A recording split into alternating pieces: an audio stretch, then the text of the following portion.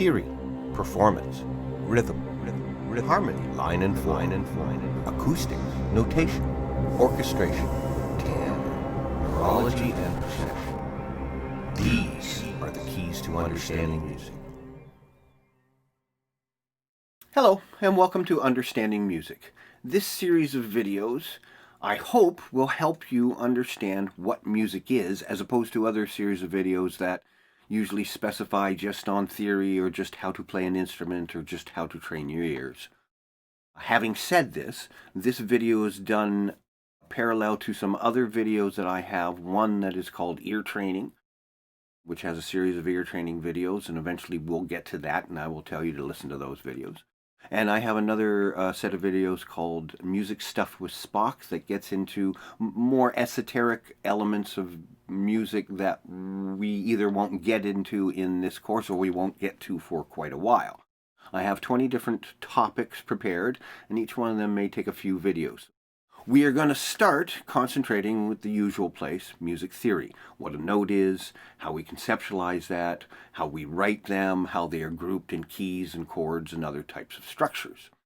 I'm eventually going to incorporate parts of acoustics, the study of music history, neurology and biology, because they all go behind explaining what music is, because it's not a simple and easily definable thing. People probably believe that because there are different ways that we relate to music. One is to just listen to it, which is very simple. All animals, including insects, respond to vibrations, which is what music is. Certain vibrations at certain wavelengths that we interpret as sound. The second way to relate to music is to play it, to learn how to play an instrument. Now, you don't necessarily need to know much music theory for that. Some people just are shown what notes to play, and then they practice it over and over, and they become a technician of sorts. Some of the best performers actually didn't know a whole lot about music theory. They just spent all their time learning how to play. The next more complicated things are different levels of writing music. The first is songwriting, which usually involves understanding how chords and a melody work together. And the next level is composition, where you understand how different instruments are going to fit in this big weaving texture to make bigger sounds. The next more complicated thing is to understand music well enough to be able to explain it to somebody else, which is what I'm doing to you right now. Because that forces you to be able to explain things in very simple terms and to look and re-look at what you are talking about in many different ways so you can understand it fully. And then after you've done all that for a long time, you start to understand what music is, as opposed to just being able to play it or just teach somebody the basics of this or that. You may ask yourself, why should you watch this series of videos as opposed to somebody else's videos? Don't do that. Watch them both. Who knows if somebody else or I am going to be able to explain a certain concept the way you want to. Sometimes you have to hear 2 or 3 different explanations of something for it to really make sense.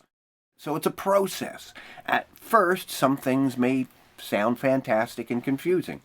That's because sometimes music is an art and it's not easily explainable. Music is also a science, and it has a lot to do with physics, and physics is very complicated sometimes. So we're going to slowly work through all those little bits. Music is complicated because it has different aspects. You can listen to it. You can see it written on a piece of paper. You can think about the theories behind it. You can study the instruments and how they produce their sounds. You can study the instruments as to where they came from. Music progressed from very simple to more complex in a certain way because of certain reasons, and a lot of that had to do with sociology and history. There are many different aspects to music, and to understand what it is and how it works and why is always the hardest question. How is fairly easy. It's like this or it's like that. When and where, also fairly easy, but the whys take the longest amount of time to explain. And sometimes these concepts, you're not going to pick up on one single video. It may take years for certain concepts to really hammer themselves home. Most of the stuff we're going to look at the beginning is going to be relatively easy, what are known as music rudiments, looking at notes, recognizing what their names are and how they're grouped together. and then we'll start looking at theory and harmony and counterpoint and how these all work together, and then on to more advanced topics. And now? So let's go back to the beginning. Music historians assume that music began primarily as melodic, probably with mothers humming to their babies, or as primarily rhythmic. As groups of people came together, they used music in their celebrations, and they used it as a form of long-distance communication.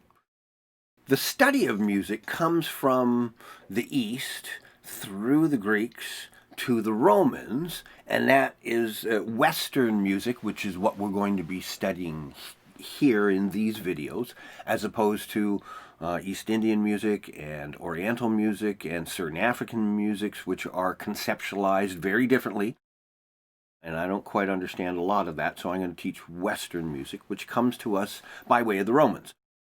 Music at the fall of the Roman Empire in 476 was plainsong, what most people call chant or Gregorian chant, which was an ever-weaving melody which consisted of long notes and short notes in a Latin text, usually religious in nature, with one note for every syllable.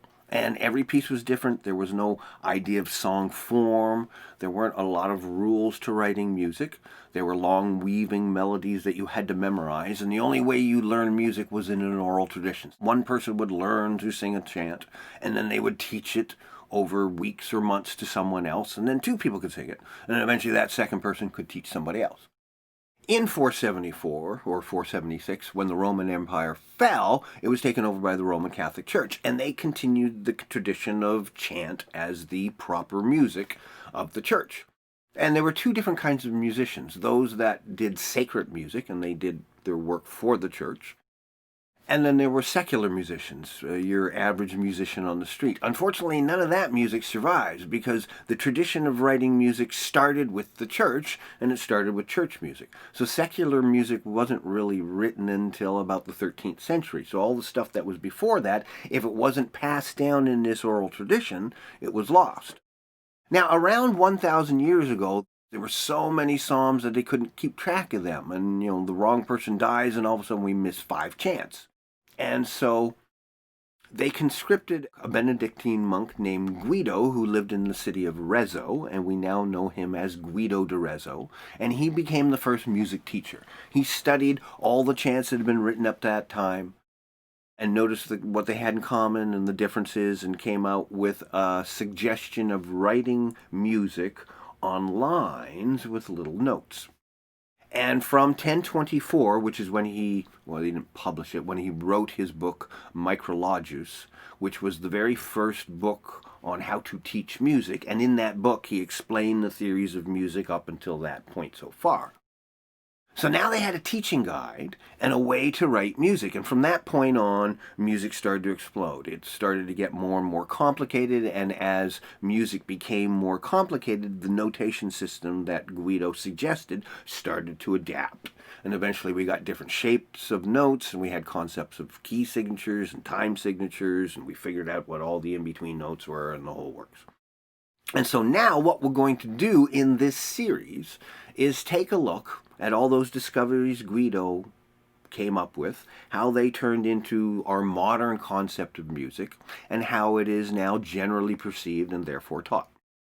So the next video we're going to start the starting place. What is a note? And then from there we will start to look at how notes are grouped together, and then how they're written, and then how they're put together in chords and scales, and then on into everything else.